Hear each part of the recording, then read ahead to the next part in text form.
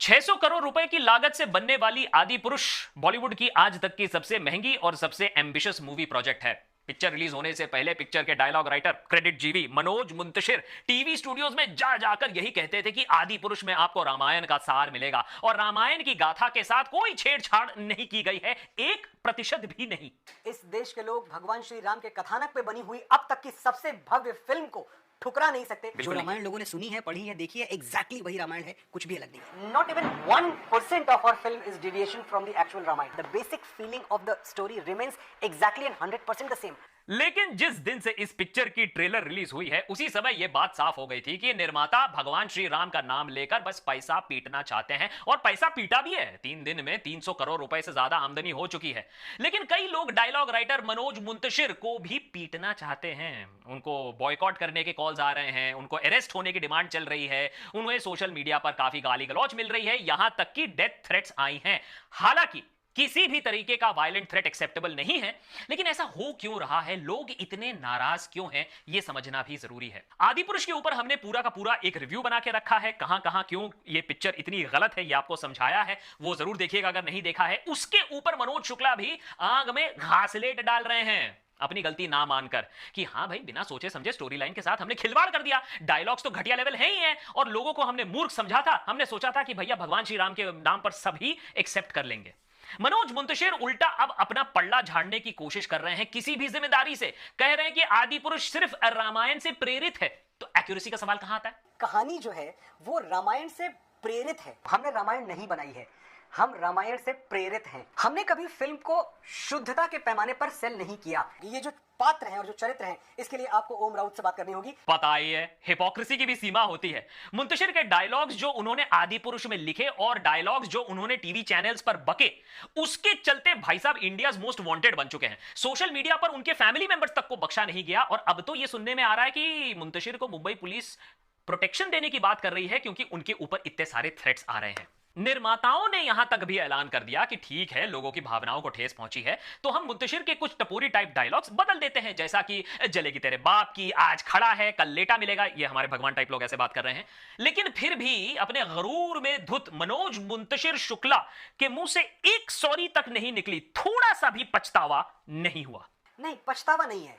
पछतावा एक ऐसा शब्द है जिससे ये लगता है कि कुछ बहुत बड़ी भूल हो गई। बहुत बड़ी भूल तो हमारे नेता टाइप लोग करते हैं शुक्ला जी। हमें धर्म के नाम पर गुमराह करते हैं, हमें जुमला सुनाते हैं, तुमने तो एपिक भूल की है रामायण को बिना समझे, बिना रिस्पेक्ट किए उसके साथ छेड़खानी करके। और मुंतशिर अपने आप को तो ज्ञानी समझते हैं। उनको तो पता था कि अगर भगवान श्री राम के नाम पर ऑडियंस सिनेमा हॉल में आएगी, भर भर के आएगी, बाहर अपने जूता चप्पल खोल के हॉल के अंदर आएगी, तो अगर उनको लगे कि उनके धर्म का अपमान हुआ है तो ऑडियंस के वही जूते चप्पल उन्हीं के ऊपर पड़ेंगे। जब पहले दिन इस फिल्म में हम हाथ डालते हैं, हमको पता था कि ये हवन की वो अग्नि है जिसमें हाथ जल भी सकता है। मनोज जी के हाथ नहीं, अभी बहुत कुछ और भी जल चुका है। लेकिन लीला तो देखो, रामायण अधर्म और अहंकार के खिलाफ एक युद्ध था और खुद मनोज शुक्ला अहंकार में झूठ पे झूठ, हिपोक्रेसी पे हिपोक्रेसी दिए जा रहे हैं और नए नए तरीके निकाल रहे हैं अपने आप को बचाने के लिए। लेकिन हर बार मुंतशिर अपना मुंह खोलते हैं अपने आप अपने पैर पर कुल्हाड़ी मारते हैं। धर्म तो एक ही है, सनातन है। दूसरा कोई धर्म इस दुनिया में बना ही नहीं है। बाकी सब रिलीजन्स हैं, पंथ हैं, जो कोड से चलते हैं। हमारे यहाँ हर विचारधारा का स्वागत है, हम सबकी सुनते हैं और हम आखिरी चीज जो हमें डिफाइन करती है, हम श्री राम से इतनी श्रद्धा करते हैं, हम इतना प्रेम करते हैं कि वो सर काटते होंगे, हम कटा सकते हैं। आज यही इंसान अपना गला बचा बचा के इमोशनल पोस्ट लिख रहा है सोशल मीडिया पर, अपने आप को बेकसूर बता रहा है, टीवी इंटरव्यू दे रहा है टीवी चैनल पर, धर्म को अपना कवच बनाने की कोशिश कर रहा है। एक बात बाबा तुलसीदास कहा करते थे और पता नहीं क्यों हम बाबा तुलसीदास को जितना कोट करते हैं उतना ही भूलते जाते हैं। वो कहते थे कि नाना भांति राम अवतारा, रामायण शतकोटि अपारा। यानी राम के अवतार के अनेकों अनेक पहलू हैं और सैकड़ों तरीके से राम कथा सुनाई जा सकती है। शुक्ला जी, रामायण का इंटरप्रिटेशन बिल्कुल ठीक है, लोगों को एक्सेप्टेबल भी होगा, लेकिन उसका मजाक बनाना, भगवान श्री राम, हनुमान, रावण का कैरेक्टर ही बदल देना, स्टोरी को इतनी बुरी तरीके से तोड़ मतोड़ देना, ये दूसरी बात है। और अपनी कमियों को अब तो मान लो, खिलजी के पीछे छिपना बंद कर यार। रावण मेरे लिए बुराई का चेहरा है, अलाउद्दीन खिलजी इस दौर की बुराई का चेहरा है। अगर वो मिलता जुलता भी है तो मुझे लगता नहीं इसमें कोई एतराज की बात है। तेल तेरे बाप का, आग तेरे बाप की, कपड़ा तेरे बाप का, जलेगी भी तेरी बाप की। ये तो रावण के लिए बोल रहा है। रावण के लिए हमारे मन में कुछ अत्यधिक स्नेह नहीं जा रखा है, अचानक मैं देख रहा हूँ। नेता टाइप लोगों के साथ बैठ कर लगता है कि आप नेता खुद ही बन गए हैं। शुक्ला जी, अब आप लेखक कम नेता टाइप ज्यादा साउंड करते हैं। उनका क्रिटिसिज्म जो भी अब करेगा वो रावण का प्रेमी है और भगवान राम से उनको नफरत है। वाह, क्या फकीरी है। कुछ लोग हैं जिनको थिएटर में गूंजते हुए जय श्री राम के नारों से बहुत बहुत आपत्ति है, क्योंकि जय श्री राम गूंज रहा है, ये घबराए हुए लोग हैं, इनको डर लग रहा है। ये तो उस देश में कभी हुआ नहीं। जब भगवान श्री राम का भी डिफेंस अब काम नहीं आया, तब फाइनली जाकर बोले कि अच्छा ठीक है, हमने टपोरी टाइप लैंग्वेज का इस्तेमाल किया है, क्योंकि भ्राताश्री टाइप लैंग्वेज आज के जमाने में थोड़ी ना चलेगा, बच्चे थोड़े ही ना देखेंगे। हमने आज तक नहीं बोला कि भाई हमने एक ऐसी फिल्म बनाई है जो प्रामाणिक तौर पे उसी भाषा का प्रयोग कर रही है जो भाषा वाल्मीकि ने लिखी थी। हम कोशिश कर रहे हैं कि एक ऐसी फिल्म बनाई जाए जो सनातन के बारे में कुछ बात करे और बच्चों तक पहुंचे, पेनिट्रेट करे, उन तक पहुंचे। ठीक है भाई शुक्ला जी, फिर ब्रो लगा दो, 100 लगा दो, अरे इमोजीज भी डाल देते पिक्चर में, बच्चे फिर आराम से देखेंगे, कंफर्टेबल हो जाएगा। सिंपल सी बात है, रामायण का सार आदि पुरुष में नहीं है, इसीलिए लोग खफा हैं। वीएफएक्स एक्टिंग तो घास चरने गई थी, डिटेल्स का आपने गला घोट दिया है, जैसे कि रावण की मृत्यु होती कैसे है, उनकी कमजोरी क्या थी, ये टोटल पार्ट ही स्किप कर दिया है। और डायलॉग्स छपरी लेवल के तो है, इस पर तो कोई डिबेट रह ही नहीं गया। और अगर कोई स्टूडियो 600 करोड़ रुपए खर्च करने के बाद मनोज मुंतशिर जैसे धुरंधार राइटर को हायर करता है और उनको और कोई नहीं मिलता है, तो उन्हें खुद शर्म आनी चाहिए अपने ऊपर। वही मनोज मुंतशिर जो हमारे संविधान का सार ना समझ पाया, वो रामायण का सार कहां से समझेगा। कैसे लोकतंत्र के नाम पे ऐसा तमाशा हुआ जिसका कि आज तक दुनिया के इतिहास में कहीं कोई मिसाल नहीं है। ये वही साल था जब कॉन्स्टिट्यूशन के प्रीएम्बल में सेकुलर नाम का एक शब्द घुसा दिया गया। शुक्ला जी, आपको मैं समझाता हूं, 5 ईयर ओल्ड, आपको तो बच्चों को समझाने के लिए देखिए सिंपल लैंग्वेज चाहिए था ना, आपको सिंपल लैंग्वेज में समझाता हूं। सोचिए कि रामायण में एक इंट्रोडक्शन है, रामायण का भी एक प्रीएम्बल होता, तो उसमें क्या लिखा जाता? उसमें यही लिखा जाता कि भाई रामायण में धर्म और सत्य की लड़ाई अधर्म और अहंकार के खिलाफ हुई। अब सोच लीजिए किसी ने आकर आपकी तरह किसी ने आकर इंट्रोडक्शन को डिलीट कर दिया, तो क्या रामायण की गाथा में कोई फर्क पड़ेगा, या उसकी रिस्पेक्टेबिलिटी में या उसके मैसेजिंग में कोई फर्क पड़ेगा? नहीं पड़ेगा। उसी तरीके से हमारे जो सेक्युलरिज्म का जो शब्द है वो हमारे संविधान के कण कण में है, हर पन्ने पर है, हर पेज पर है।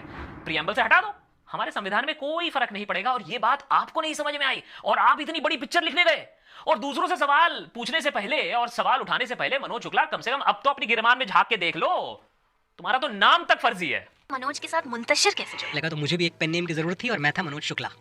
तो मनोज शुक्ला में वैसे भी वजन नहीं था, वेट नहीं था। यार वजन नाम ऐड करके नहीं आता है, काम करके आता है। जो पार्टी पावर में है उसकी सडनली चाटने से नहीं आती है, 4 पंक्तियां याद करके स्टेज पर बोलने से नहीं आती है। असली रिसर्च करो, रामायण का सार समझो, लोगों के सेंटिमेंट्स को रिस्पेक्ट करना सीखो।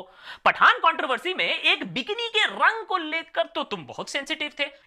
टाइम की बात है। वैसे एक टाइम तब भी था जब मनोज शुक्ला सरकार से सवाल पूछना चाहते थे, सेक्युलरिज्म को सपोर्ट करते थे, उर्दू के बिना तो हिंदी को मानते ही नहीं थे। हम में से कौन है जो उर्दू नहीं बोलता है? अगर आप एक मामूली सी बात कहते हैं कि जरा एक गिलास पानी लाना, तो जरा एक गिलास पानी लाना में आपने जरा उर्दू बोला है, एक उर्दू बोला है, गिलास इंग्लिश है, पानी उर्दू बोला है, लाना आप हिंदी कह लें या उर्दू कह लें, तो आप उर्दू ही बोल रहे हैं, आप हिंदी बोल कब रहे हैं? आज वही मनोज मुंतशिर खिलजी का नाम लेकर हमें डरा रहे हैं, भगवान श्री राम का नाम लेकर एक डिफेंस क्रिएट कर रहे हैं अपने लिए, और धर्म का नाम लेकर हमें गुमराह करने की कोशिश कर रहे हैं। आदि पुरुष के संवाद लिखते हुए, इसके गीत लिखते हुए मैं कितनी बार रोया हूं मुझे खुद भी नहीं पता। मनोज, लिखते समय तुम रोए थे, ऑडियंस देखते समय रो रही है, पूछ रही है कि भाई इतनी सारी गलतियां कैसे हो गई एक साथ, और एक सॉरी निकलने में इतनी प्रॉब्लम क्यों हो रही है। और इतना सब होने के बाद भी अगर आप बोलो अच्छा ठीक है डायरेक्टर ओम राउत से हम 2-4 सवाल कर लेंगे, तो वो भी नहीं कर सकते हो, क्योंकि भगवान श्री राम का नाम लेकर वो भी आपको साइड कर देंगे।